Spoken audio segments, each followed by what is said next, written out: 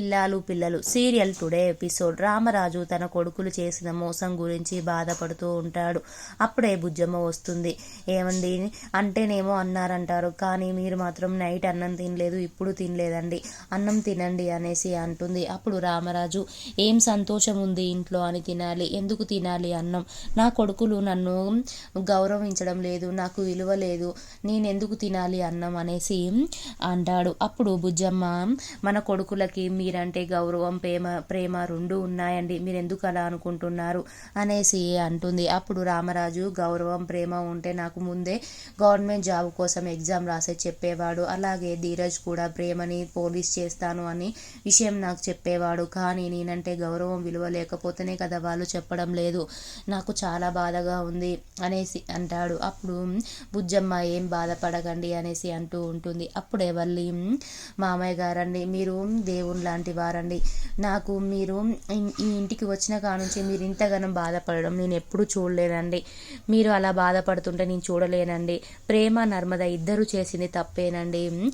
ప్రేమ police job కోసం try చేయడం, Narmada సాగర్ని government job కోసం ప్రిపేర్ చేయడం, ఎగ్జామ్ రాపేయడం అవన్నీ తప్పేనండి. అలాగే ప్రేమ ట్యూషన్ చెప్పినప్పుడు వాళ్ళ ఇంట్లో వాళ్ళు వచ్చి మీ చొక్కా పట్టుకొని మిమ్మల్ని అవమానించారు. అలాగే నర్మద కూడా ఎగ్జామ్ రాయించడం కూడా చాలా తప్పండి. నర్మద ప్రేమ ఇద్దరు తప్పు చేశారండి, వాళ్ళిద్దరిది నిజంగానే తప్పండి. కాకపోతే కోడళ్ళు కూడా కూతురు లాంటి వాళ్ళే కదండి, మీరు వాళ్ళిద్దరిని క్షమించండి.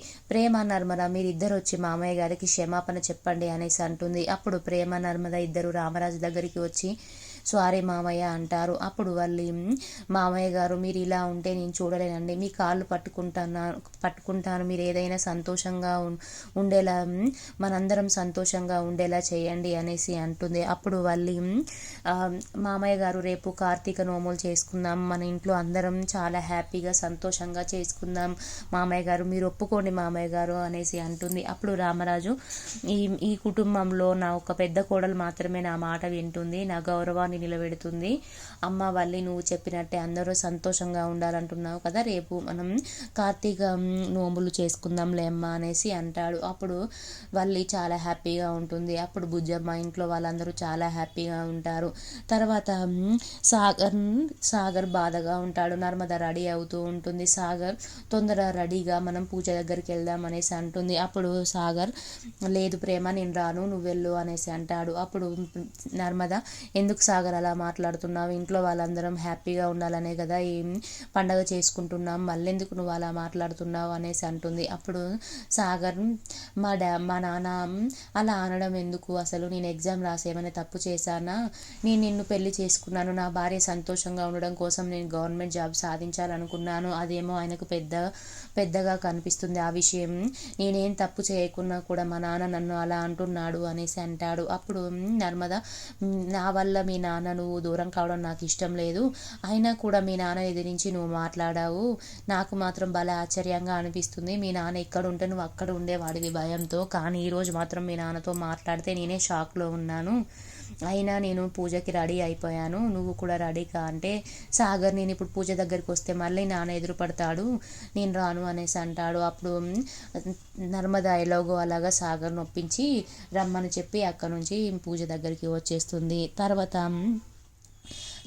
తిరుపతి వాళ్ళ వదినతో, అన్న వదిన ఏం చేస్తున్నారు, నన్ను రమ్మంటున్నారా ఇంట్లోకి పూజకి అనేసి అంటాడు. అప్పుడు తిరుపతి వాళ్ళ వదిన, లేదు తిరుపతి ఎవరు రమ్మనటం లేదు అనేసి అంటుంది.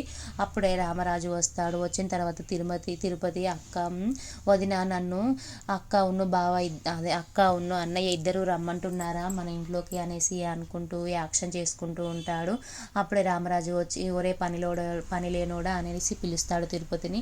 అప్పుడు తిరుపతి వస్తాడు. ఏమైంది, ఎందుకు వాళ్ళ ఇంటితో మాట్లాడుతున్నావు అనేసి అంటాడు. అప్పుడు తిరుపతి, మా సేనాపతి అన్న అలాగే భద్రావతి అక్క ఇద్దరు నన్ను రమ్మంటున్నారట, మా వదిన చెప్పింది అనేసి అంటాడు. అప్పుడు రామరాజు, వెళ్ళరాదురా, నువ్వు మా ఇంట్లో ఉండే బదులు వాళ్ళ ఇంట్లోకి మీ ఇంట్లోకి వెళ్ళురా అనేసి అంటాడు. అప్పుడే తిరుపతి, లేదు బావా, మన రెండు ఫ్యామిలీలు కలిసినప్పుడే నేను వెళ్తాను, నాకు పెళ్ళైనాకనే నేను వెళ్తాను, ఇద్దరిని కలుపుతాను అనేసి అంటాడు. అప్పుడు రామరాజు అయితే నీ పెళ్ళైనట్టే లేరా, ఇక నీకు పెళ్ళి కాదులే అనేసి అంటాడు. అప్పుడే బుజ్జమ్మ కాఫీ పట్టుకొని వచ్చి ఎందుకండి అలా మాట్లాడుతున్నారు, తిరుపతి పెళ్ళి అవుతుంది, అలాగే మన 2 కుటుంబాలు కలిసే రోజు కూడా ఒకటి వస్తుంది లేండి అనేసి అంటుంది. అప్పుడు రామరాజు చూద్దాంలే ఇక అనేసి అక్కడ నుంచి వెళ్తాడు. తర్వాత వల్లి